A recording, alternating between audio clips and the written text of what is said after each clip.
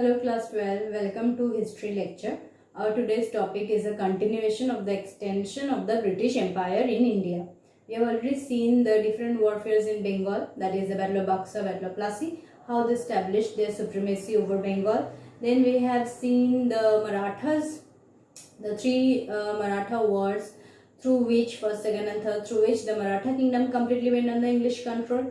Then we have also seen the Mysore kingdom. The four Anglo-Mysore war was fought, through which Mysore also became a part of the English East India Company. Then we have seen the Sikh war. Like this, we have seen through warfare in the beginning, they were trying to establish, the English East India Company was trying to establish their complete control over the Indian territories. This was the main policy in the beginning, warfare. But afterward, we see that the new governor generals who are coming, they are devising, or they are creating new policies through which they are bringing the Indian territories under their complete control. We have already seen the subsidiary alliance introduced by Lord Wellesley, and in 1798 by this policy we have seen that many states of India became subordinate to the English by accepting the subsidiary alliance. So in this context, what we see is that after this we will see the expansion or extension of the British Empire under Lord Dalhousie.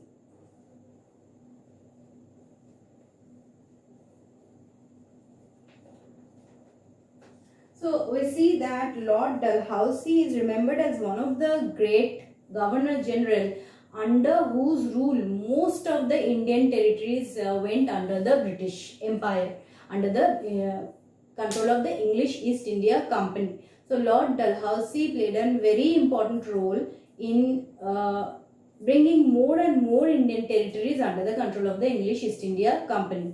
So we see that the policies that he devised, that we will see in detail. There we will see that Lord Dalhousie devised three policies, and through these three policies he brought about maximum number of Indian territories, maximum number of Indian states under his control, under the control of the English. So first policy that he devised or that he introduced was very simple, that is annexation by conquest.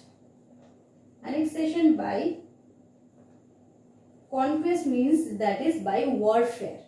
Annexation means capturing by warfare. If he wants to capture in territory, he will just wage a warfare, and if they win in any particular battle, the whole of that territory will be taken under the British Empire. So under this we see that under this policy the Sikh territory completely came under the control of the English, and a great part of Burma, the Burmese territory, also came under the English East India Company. So these two territories or these two kingdoms went under the English by the application of the policy of annexation by conquest. That is the policy of warfare. In warfare, in any battle, if they are able to defeat, like we have seen in the case of Sikh, that Lord Dalhousie defeated the Sikh in the Battle of Chilianwala, and after defeating in the Battle of Chilianwala, he captured whole of Punjab, and the Sikh rule came to an end, and the English established their full control over the Sikh territory. So by this policy, mainly Sikh and Burma came under the Burmese territory, and Sikh came under the control of the English East India Company. Then came the most famous, or we can say the most infamous, not liked by the Indian rulers, most famous policy of Lord Dalhousie, which is the doctrine of lapse. And I hope that you all have heard about this policy. This is a very well-known policy. What he said by this policy is that by the policy of doctrine of lapse, each policy you have to learn in detail for your long answer. This question, that Lord Dalhousie's extension of British Empire, often comes in long essay type answer. So each and every policy that I am discussing, you have to prepare as in detail. So doctrine of lapse, what was the policy? What was the policy of doctrine of lapse? We will see now. That is, by this policy of doctrine of lapse, Lord Dalhousie took away the right of the Indian rulers to adopt any heir. So it was an old Hindu custom, or it was allowed in Hindu law, that if any person does not have a male heir or a male child, he was allowed to adopt a male child. But Dalhousie took away this right from the native rulers, and he said that if any ruler is not having a male heir, then that territory will be passed on to the English. So if any ruler died without having a male heir or without having a son, then that territory will go to the English. That is the policy which he introduced. He said that this is a law and you have to follow it. So Indian rulers are obviously discontented, dissatisfied with this policy, but they couldn't do anything initially because the British were introducing policy and they were militarily more strong.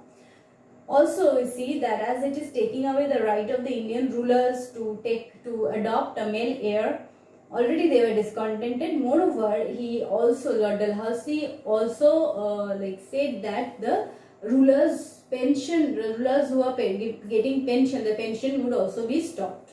This was also introduced by Lord Dalhousie under this policy, and we see that by this policy many states were brought under the British control, under the control of the English East India Company. Many states, actually, this is more famous because many states came under the British control by the policy of doctrine of lapse. So main states that came under the British control was Satara, Jaipur, Sambalpur, and last but not the least, which you all have heard about, is Jhansi. You know about the story of Queen of Jhansi, Lakshmibai, who fought bravely in the Battle of 1857.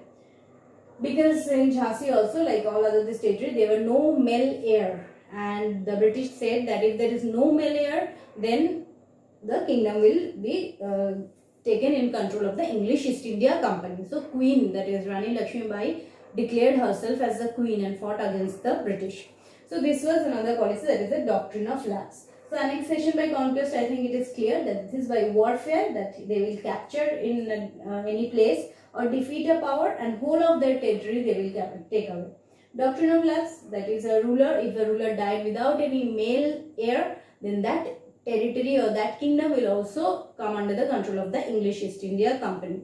The third and the most unfamous policy was the policy on the pretext of misgovernment.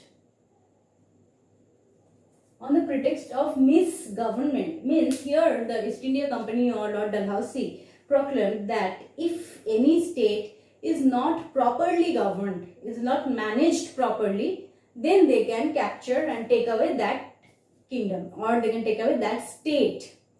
So they set a standard according to themselves, and they said that if that standard is not followed, means that state is misgoverned, not properly ruled, and if that state is not properly ruled, then they will capture that state. So like this, by this policy, what we see, the British, the East India Company themselves created problem in Awadh or Awadh, present Awadh or Awadh. Here we see that the English East India Company's main created problem there, created tense situation there, and then they gave the charge upon the Nawab that you are not properly able to govern your state, and they took away the complete charge of the state. So here what we see is that they are completely creating the bad situation, creating the crisis situation, and after there is a crisis, they are not giving any time to the Nawab, and they are simply going and capturing that state, saying that on the ground of misgovernment that state is completely coming under British control.